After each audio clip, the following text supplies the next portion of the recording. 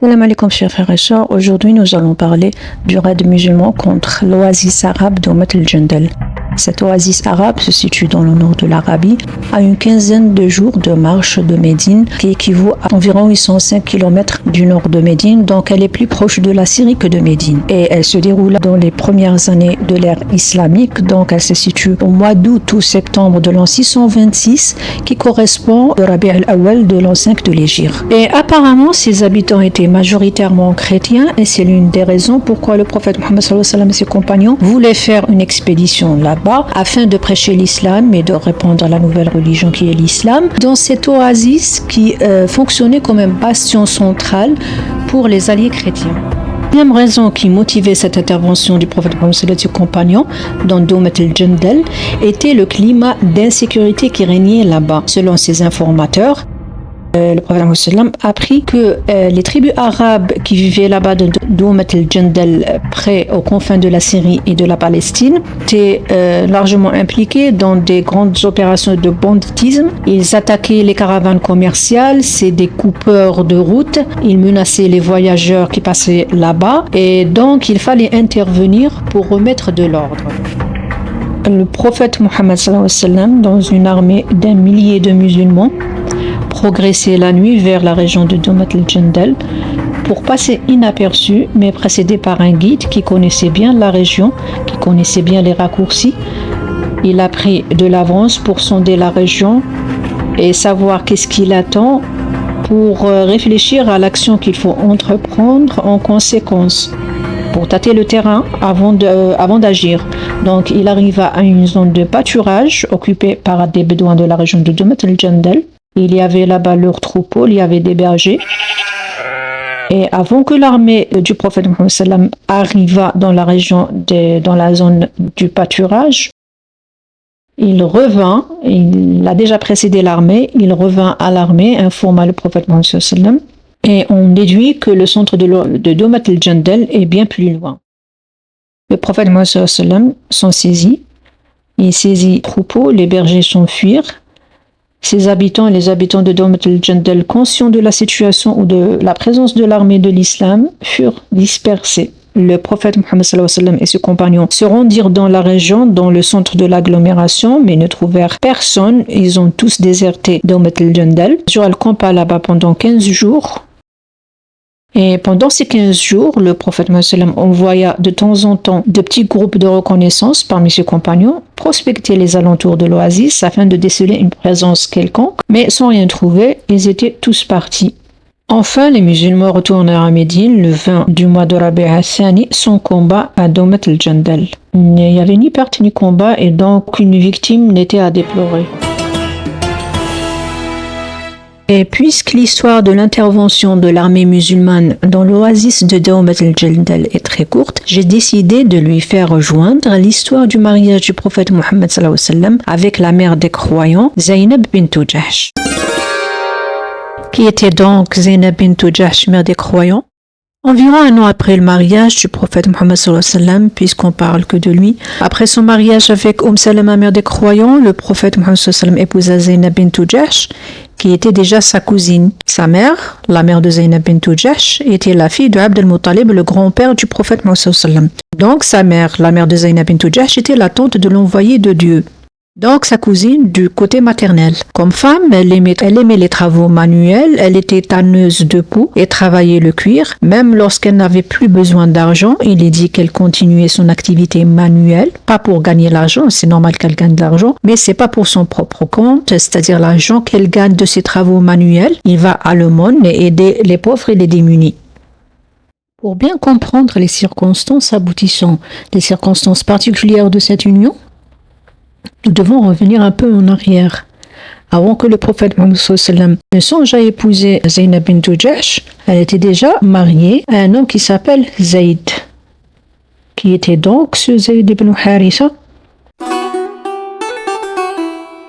Zayd ibn Haritha, quand il était un jeune garçon, il fut enlevé, lui et sa mère, par une tribu arabe. Ils les enlevèrent avec leurs biens et leurs chameaux. Donc Zayd fut kidnappé alors qu'il était enfant par un trafiquant d'esclaves arabes.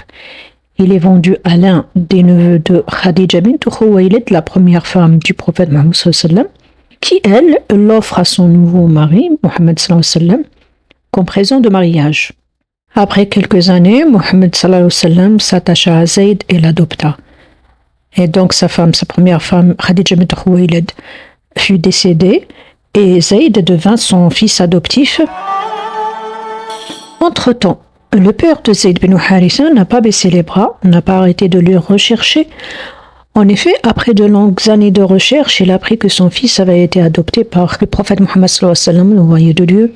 Il partit donc avec son frère Ka'b, le frère de Zayd, pour demander le retour de son fils Zayd. En parlant de Zayd, quand il se présenta devant le prophète Mohammed sallallahu alayhi wa sallam, le père de Zayd, quand il rencontra le prophète, lui manifesta son désir de reprendre son fils sous son aile. Le père de Zayd donc demanda au prophète Mohammed sallallahu alayhi wa sallam, il lui dit, nous allons appeler Zayd et lui demander de faire son choix. S'il veut rester avec vous, je ne m'opposerai pas à sa volonté. Si au contraire il préfère venir avec moi, je ne le contraindrai pas à vous suivre. Le fils adoptif du prophète Mohammed Zayd décide de continuer de vivre avec le prophète Mohammed et son père fut étonné de ce choix, bien sûr, que son fils choisisse de demeurer auprès du prophète plutôt que de rejoindre sa famille d'origine. Il dit à Zayd, ô Zayd, tu préfères continuer à rester esclave, à vivre dans l'asservissement, que de joindre ta famille au ton pays? Zayd, le fils, lui répond, j'ai vu en cet homme, en parlant du prophète Mohammed, quelque chose d'extraordinaire. C'est pour ça que je ne vais jamais me séparer de lui. Il a décidé de ne jamais se séparer du prophète Mohammed. En raison de cette situation, en raison de cette décision, le prophète Mohammed décida d'adopter Zayd comme son vrai fils. Et pour rendre cette décision publique, un jour, il décida de faire savoir ce changement en présence d'une assemblée de la tribu de Quraysh. Le prophète Mohammed donc a pris Zayd par la main, se présenta à une assemblée de Quraysh pour les informer qu'il l'avait adopté. Et clama, il leur dit, soyez témoins que Zayd est mon fils, il hérite de moi et j'hérite de lui. Donc il va bénéficier, en cas d'héritage, il va bénéficier de ça. Et du coup, il devint Zayd ibn Muhammad, devenu son fils adoptif. Zayd pouvait être compté parmi ses héritiers. Et aux premières années de l'immigration à Médine, quand le prophète Mohammed est parti à Médine et a établi la fraternisation entre les muhajirines, les ex-mécois ou les émigrés avec les ansar, c'est-à-dire les médinois. J'ai déjà parlé de ça dans un épisode précédent. Une mesure qui donna droit à l'héritage entre ses pseudo-frères, parce que c'est pas des vrais frères. J'ai déjà parlé de ça. Le prophète Mohammed désigna donc en conséquence son oncle Hamza comme frère de Zayd. Donc Zayd, le fils adoptif du prophète Mohammed, pouvait hériter son oncle Hamza et Hamza, l'oncle du prophète Mohammed, pouvait hériter du fils adoptif du prophète Mohammed et vice versa. Bien qu'il n'y ait aucun lien de famille ou de fraternité entre eux, mais c'était une procédure qui fut abolie par la suite. Nous allons voir ça. Concernant le mariage de Zayd bin Haritha avec Zaynab bint Jahsh. Quand le jeune homme Zayd ibn Haritha avait atteint l'âge du mariage, le prophète Mohammed lui proposa sa cousine Zaynab bint Jahsh, la cousine du prophète, la fille de sa tante paternelle, donc la cousine du prophète Mohammed, je répète, soutenue par son frère Abdallah. Zaynab n'acceptait pas cette union, refusa dans un premier temps cette proposition d'union et prononce ces paroles, je suis une veuve du clan Quraysh. Apparemment, elle était déjà mariée avant, elle est devenue veuve, mais elle garda son statut de femme noble. Elle rappelle que son statut social est trop élevé pour épouser un esclave affranchi qui est Zayd ibn Haritha, le fils adoptif du prophète, mais pense aussi que c'est pour cette raison que le prophète Mohammed a précisément voulu ce mariage, afin qu'il n'y ait pas de différence sociale entre les époux, entre les hommes et les femmes dans la communauté musulmane. Le prophète savait bien que la valeur d'une personne dépendait de sa place auprès d'Allah plus que de son statut social auprès des hommes. Donc, celle-ci n'a pas accepté au début, même son frère a refusé ce prétendant, cet ancien esclave d'origine yéménite. C'est pas par rapport à son origine, mais c'est par rapport à son clan social. Elle qui était femme noble et d'une condition supérieure à lui. Le prophète sallallahu alayhi wa sallam prit la défense de Zayd.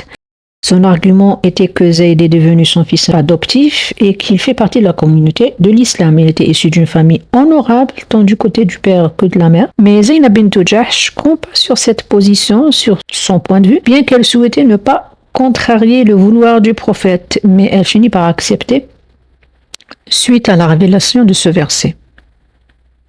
La traduction: aux croyants, non plus qu'à la croyante. Une fois que Dieu a tranché avec son envoyé sur un cas, il ne reste plus le choix sur le propre cas. Qui se rebelle contre Dieu et son envoyé se trouve dans l'égarement manifeste. Fin de traduction. Donc Zainab a obéi au vouloir du Seigneur et de son messager. Elle a fini par épouser Zayd ibn Haritha, le fils adoptif du prophète Mohammed sallallahu alayhi wa sallam. Le prophète Mohammed se chargea de payer la dot qui se compose de 160 dirhams en liquide, d'un moto, d'un voile, d'une cotte de maille, de 50 000 de grains et 10 000 muids de dattes.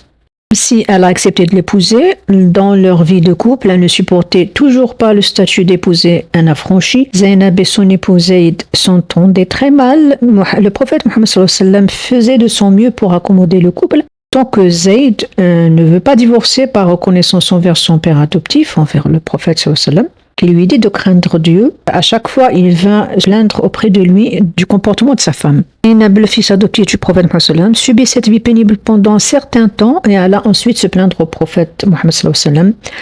Celui-ci ne pouvait que lui conseiller d'être patient et lui ordonna de dire, il lui disait, garde ton épouse et crains Dieu. Zayd attendit un moment, puis alla voir le prophète Mohammed sallallahu alayhi wa sallam pour lui apprendre qu'il avait l'intention de se séparer de son épouse. En raison du comportement hautain de sa femme avec lui, son comportement dédaigneux avec lui, il lui confirma quand même qu'il ne pensait d'elle que du bien, mais il ne pouvait plus supporter son complexe de supériorité envers lui. Bint Jahsh, comme je l'ai dit, se montrait orgueilleuse à son égard, à l'égard de son mari, et le lui montrait en lui donnant un langage où se mêlaient la vanité et la méchanceté. Zayd ibn Haritha a eu droit à cette réponse de la part du prophète Mohammed sallallahu alayhi wa sallam. Il lui disait à chaque fois, garde pour toi ton épouse et crains Dieu. Et comme on dit, Dieu sonde les cœurs et les reins. Il savait parfaitement ce que son messager ressentait au fond de son cœur, d'où la révélation de ce verset. وإذ تقول للذي أنعم الله عليه وأنعمت عليه أمسك عليك زوجك واتق الله وتخفي في نفسك ما الله مبديه وتخشى الناس والله أحق أن تخشاه فلما قضى زيد منها وطرا زوجناكها لكي لا يكون على المؤمنين حرج في أزواج أدعيائهم إذا قضوا منهن وطرا وكان أمر الله مفعولا. Traduit comme suit. Et quand tu disais à celui qu'Allah avait comblé de bienfaits, tout comme toi-même l'avais comblé, garde pour toi ton épouse et crains Allah, et tu cachais en ton âme ce que Allah allait rendre public. Tu craignais les gens, et c'est Allah qui est plus digne de ta crainte. Puis, quand Zayd eut cessé toute relation avec elle, nous te la fîmes épouser, afin qu'il n'y ait aucun empêchement pour les croyants d'épouser les femmes de leurs fils adoptifs. Quand ceux-ci cessent toute relation avec elle, le commandement d'Allah doit être exécuté. Selon la tradition, ce mariage dure moins de 2 ans et Zayd choisit de divorcer en décembre 626. Il est vrai aussi qu'il n'était pas possible à Zayd ibn Haritha de supporter encore plus longtemps l'atmosphère de la vie conjugale, d'autant plus que son épouse ne voulait pas de lui. Il ne lui restait plus qu'à divorcer et de se séparer d'elle. Donc après une période intermédiaire, puisqu'il faut toujours une période intermédiaire entre un divorce et un nouveau mariage, Zainab bint Jahsh donc devait observer une période de viduité pour épouser le prophète Mohammed sallallahu alayhi wa sallam et deviner qui va aller demander sa main pour le prophète Mohammed sallallahu alayhi wa sallam. C'était Zayd, son ex-mari, c'est lui qui va demander sa main de la part du prophète Mohammed sallallahu alayhi wa sallam. Elle était alors chez elle en train de pétrir son pain et par révérence au prophète Mohammed sallallahu alayhi wa sallam, Zayd ne voulait pas la regarder. À l'époque, l'obligation, comme je l'ai dit, du hijab n'était pas encore révélée et donc Zayd lui a tourné le dos en lui parlant. Il ne voulait pas la regarder, sous-entendu que ce sera la future épouse du prophète Mohammed sallallahu alayhi wa sallam, par respect, et lui dit juste, je t'ai apporté une bonne nouvelle, le prophète Mohammed sallallahu alayhi wa sallam veut t'épouser. Elle a dit, je ne ferai jamais rien avant d'accomplir la prière de consultation. Entre parenthèses, si vous connaissez la prière de consultation, faites-moi signe dans les commentaires. Et donc, après avoir fait la prière de consultation, le verset suivant fut révélé en guise de réponse. لما قضى زيد منها وطرا زوجناكها لكي لا يكون على المؤمنين حرج في أزواج أدعيائهم إذا قضوا منهن وطرا وكان أمر الله مفعولا. Traduction, lorsque Zayd mit fin à leur union, nous en avons fait ton épouse afin que les croyants puissent, sans que cela soit considéré comme un péché, épouser les anciennes femmes de leurs fils adoptifs. L'arrêt d'Allah devait être exécuté. Donc ce verset bouleverse ainsi une coutume bédouine vieille de plusieurs siècles et confirme d'un point de vue religieux la différenciation entre le fils naturel, enfin le fils biologique et le fils adoptif. Après la révélation de ce verset, ما كان محمد أبا أحد من رجالكم ولكن رسول الله وخاتم النبيين وكان الله بكل شيء عليما. Elle accepta bien sûr, elle s'appelait son vrai prénom Barra, et ce fut le prophète Mohammed sallallahu alayhi wa sallam qui lui donna le surnom de Zaynab. Elle avait alors 35 ans quand le prophète Mohammed sallallahu alayhi wa sallam l'épousa. Les hypocrites qui étaient là-bas à Médine, donc les non-croyants, les Médinois, saisirent cette occasion par rapport à cette nouvelle union afin d'en faire leur sujet de discussion proféré, afin de railler le prophète, afin de le critiquer, afin d'essayer de le discréditer. Ils disaient: Mohammed a interdit le mariage du père avec sa belle-fille et le voilà, lui, qui se marie avec sa belle-fille. Il fait le contraire de ce qu'il interdit. Et en cette circonstance, dans ce contexte, Allah subhanahu wa ta'ala, le Tout-Puissant, révéla à son âgé: ما كان محمد أبا أحد من رجالكم ولكن رسول الله وخاتم النبيين وكان الله بكل شيء عليما. Ce qui se traduit comme suit: Mohammed n'a jamais été le père de l'un de vos hommes, mais le messager d'Allah est le dernier des prophètes. Allah est omniscient. Coran chapitre 33 verset 40.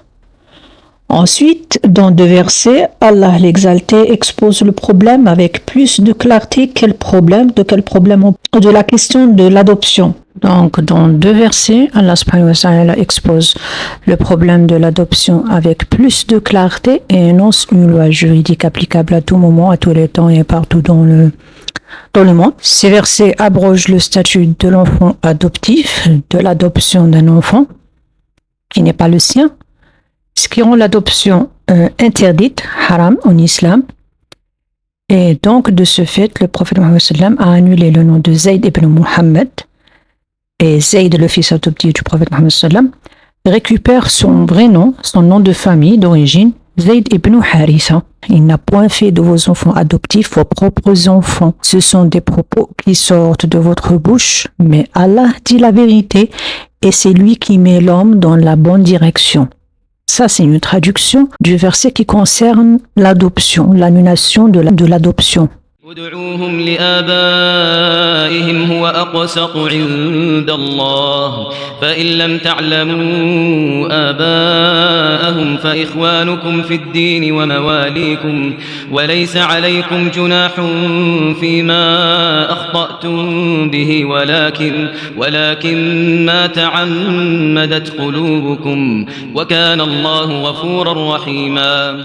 Appelez-les du nom de leur père, c'est plus équitable devant Allah. Mais si vous ne connaissez pas leur père, alors considérez-les comme vos frères en religion ou vos alliés. Nul blâme sur vous pour ce que vous faites par erreur, mais vous serez blâmés pour ce que vos cœurs font délibérément.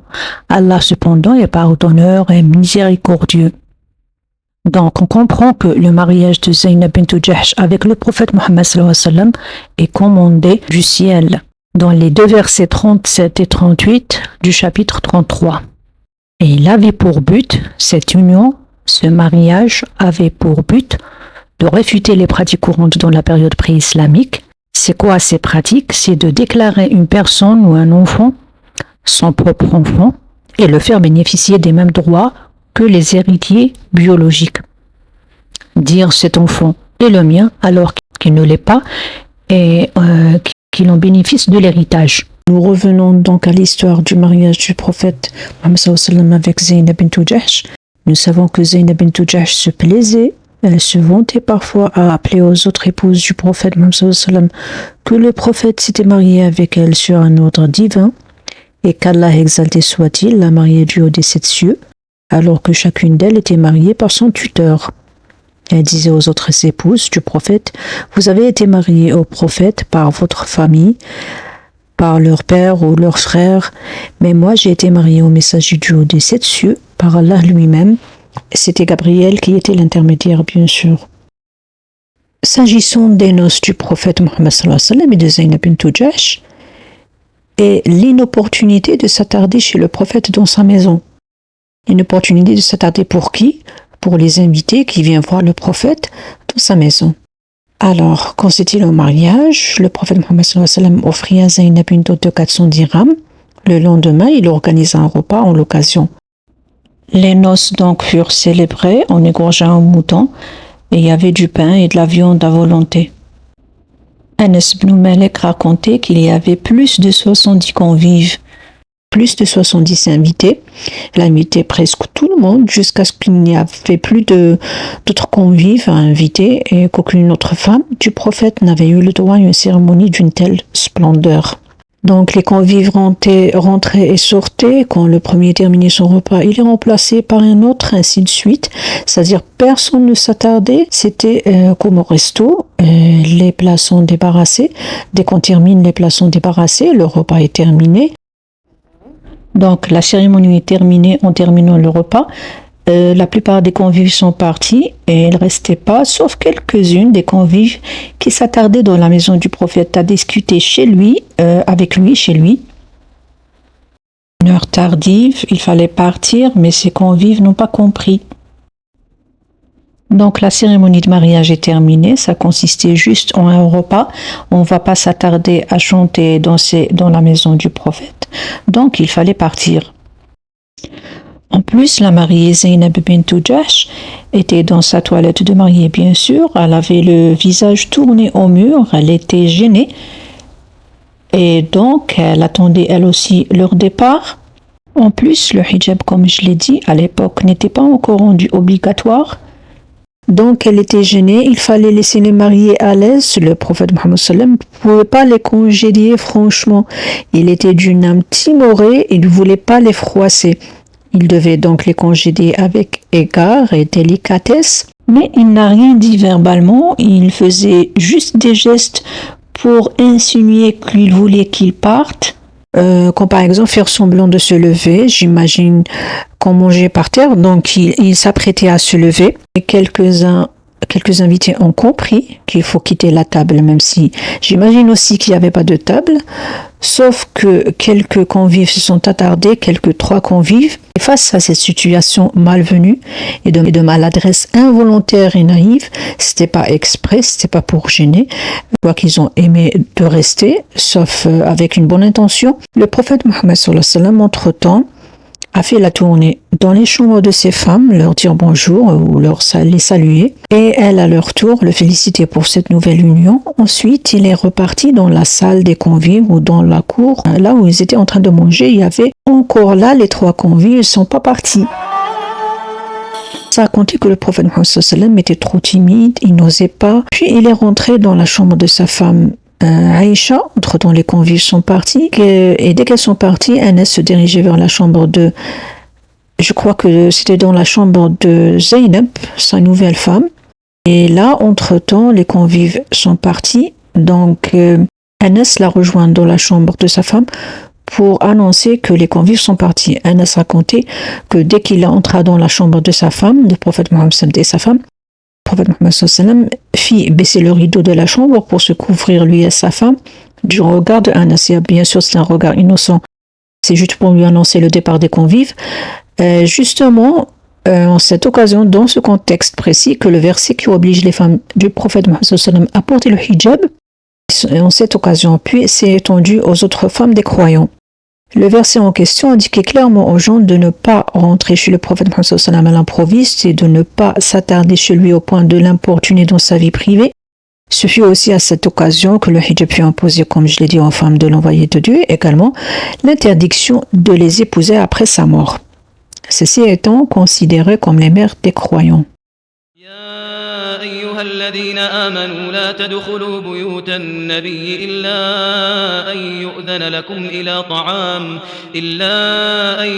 لكم إلى طعام غير ناظرين إناه ولكن إذا دعيتم فادخلوا فإذا طعمتم فانتشروا ولا مستأنسين لحديث إن ذلكم كان يؤذي النبي فيستحيي منكم والله لا يستحيي من الحق وإذا سألتموهن متاعا فاسألوهن من وراء حجاب ذلكم أطهر لقلوبكم وقلوبهم وما كان لكم أن تؤذوا رسول الله ولا أن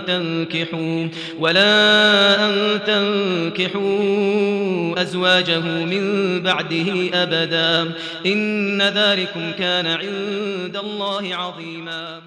La traduction: ô vous qui croyez, n'entrez pas dans les demeures du prophète, à moins qu'invitation ne vous soit faite à un repas sans être là à attendre sa cuisson. C'est-à-dire, si le repas n'est pas encore prêt, n'attendez pas jusqu'à ce qu'il soit prêt. Mais lorsqu'on vous appelle, alors entrez. Puis quand vous aurez mangé, quand vous aurez fini de manger, dispersez-vous, c'est-à-dire quand vous aurez terminé de manger le repas, sortez. Sans chercher à vous rendre familier pour causer, c'est-à-dire pour chercher de la discussion ou échanger des bandes de causettes avec ces femmes. Cela faisait de la peine au prophète. Au fond de lui inampassable, il se gênait de vous congédier, il se gêne de vous dire sortez ou ne parlez pas à mes femmes, alors qu'Allah ne se gêne pas de la vérité. Et si vous leur demandez à ces femmes quelques objets, en parlant de croyants, et si Allah subhanahu wa ta'ala s'adresse aux croyants, leur dit, si vous demandez quelque chose aux femmes du prophète, demandez-leur derrière un rideau. Min wara'i hijab. Et c'est là on parle du vrai hijab, je crois, on parle de vrai hijab, parce que c'est en ce moment que le hijab a été révélé. C'est plus pur pour vos cœurs et leurs cœurs. Vous ne devez pas faire de la peine au messager d'Allah, ni jamais vous marier avec ses épouses après lui, c'est-à-dire après son décès. Après qu'elles seront veuves, vous n'aurez pas le droit de les épouser. Ce serait après Allah un énorme péché parce qu'elles sont les mères des croyants. J'interprète quand même la traduction de cette sourate Al-Ahzab, verset 53. Ô vous qui croyez en Allah, c'est-à-dire les musulmans, et mettez en pratique ce qu'il vous a prescrit, vous obéissez à Allah, n'entrez dans les demeures du prophète que s'il vous y autorise, comme lorsqu'il vous invite à manger. C'est-à-dire ne rentrez pas sans autorisation, sans être convié, et ne restez pas longtemps à attendre la cuisson du repas. S'il n'est pas prêt, alors vous partez. Entrez plutôt lorsqu'il vous invite. Dès que vous finissez de manger, partez. Ne restez pas à prendre le plaisir à discuter les uns avec les autres. Ceci contrarie en effet le prophète et il est gêné de vous demander de partir, tandis qu'Allah ne ressent pas de gêne à ordonner la vérité et vous a ainsi ordonné de partir afin que vous ne contrariez pas le prophète Mohammed sallallahu alayhi wa sallam en restant chez lui. En outre, lorsque vous demandez aux épouses du prophète un ustensile ou autre, demandez-le derrière un rideau et ne leur faites pas face afin que vous ne le voyez pas par égard pour elle et pour le rang du prophète. L'ordre de vous adresser à elle derrière un rideau est plus pur pour vos cœurs et pour les cœurs des épouses du prophète, car il empêche Satan de vous insuffler le mal et de vous l'embellir. Aux croyants, il ne conviendrait pas que vous contrariez le prophète en restant discuter chez lui, en épousant